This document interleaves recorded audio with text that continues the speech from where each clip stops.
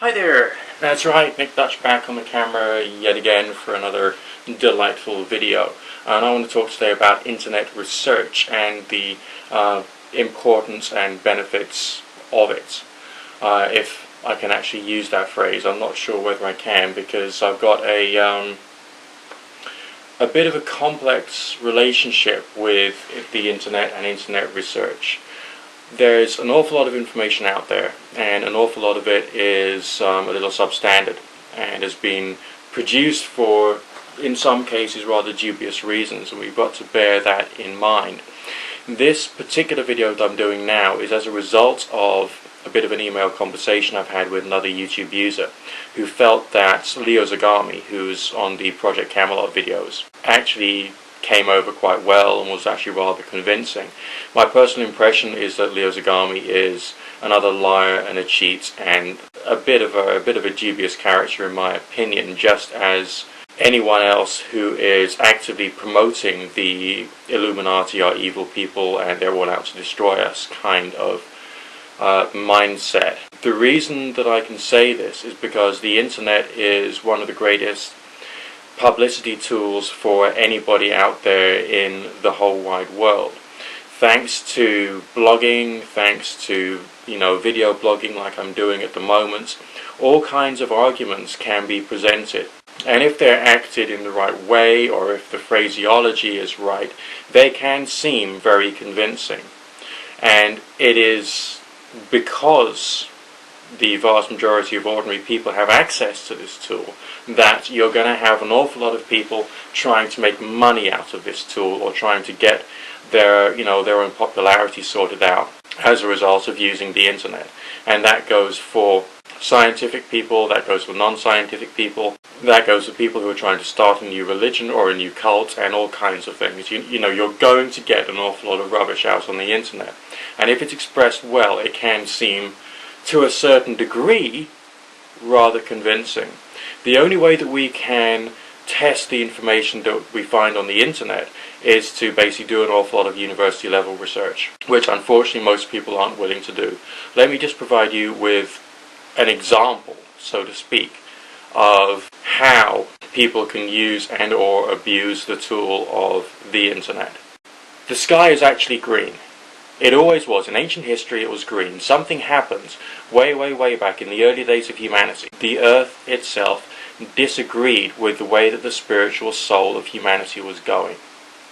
In the ancient times the sky was predominantly blue, yes, but there were also lots of yellow speckles, alright, providing a gentle warming of the planet. But when the earth disagreed with the human spiritual condition, all of these little yellow spots coalesced into that one bright shining orb that we now call the sun. That sun is too bright.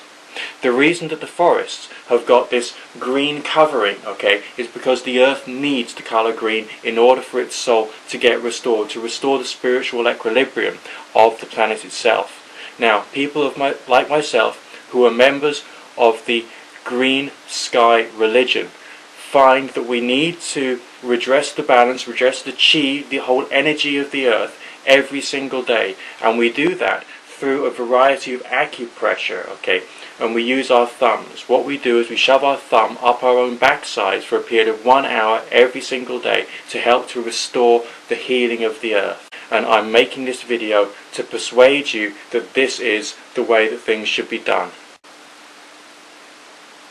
Okay, now what you're seeing there is a very short presentation delivered in a manner which suggests a certain level of sincerity, alright, but is of course complete and utter horse rubbish. It is total rot.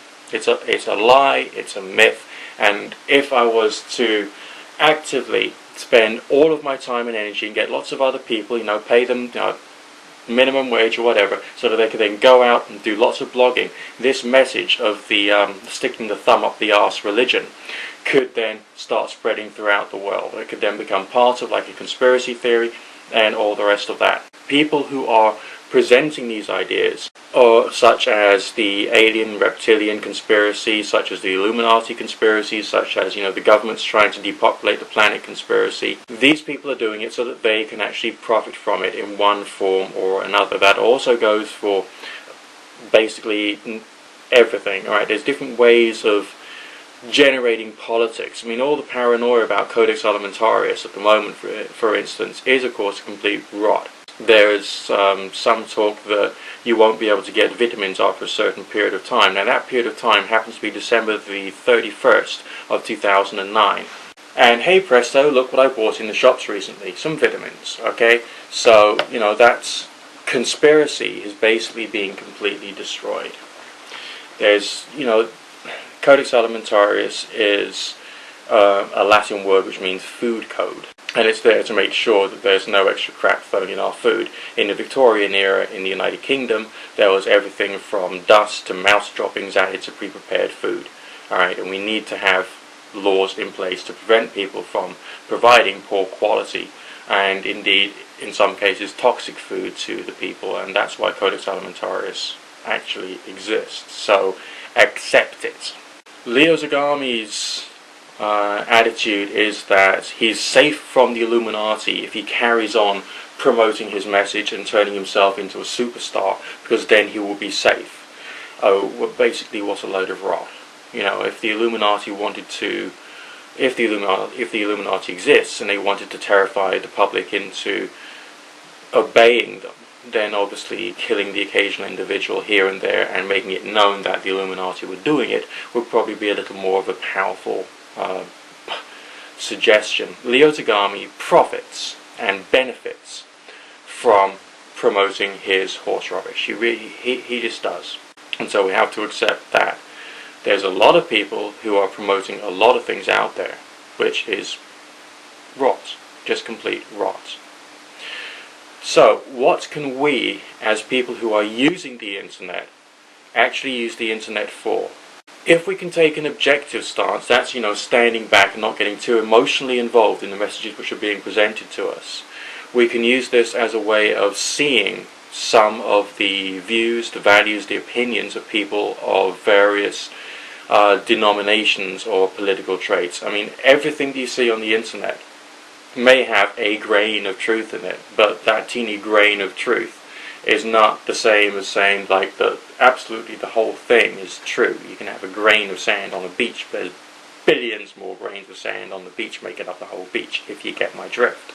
So to say that there is a grain of truth is basically nowhere near good enough, and it would actually be a little deceptive to suggest that because there is a grain of truth, that the whole thing, or indeed lots of other aspects of the stories or the myths which are being given to you, are in fact true. It's more worthwhile, just like I did earlier on when I did the video about the stab in the back myth, and I drew a parallel between the social mythology, the politics, which helped to create the Second World War, and the conspiracy theories, because there is a very strong correlation there. Okay, we can start to see the way that people in various groups are thinking, just as a person who, let's say, works for a good television news station might have a look at the stories involved in certain newspapers to see what various aspects of the social strata is either thinking or the ideas that they're absorbing through reading certain forms of politically targeted press. And so, you know, that's the kind of mindset that we've got to try and develop when we're looking at the information that's presented.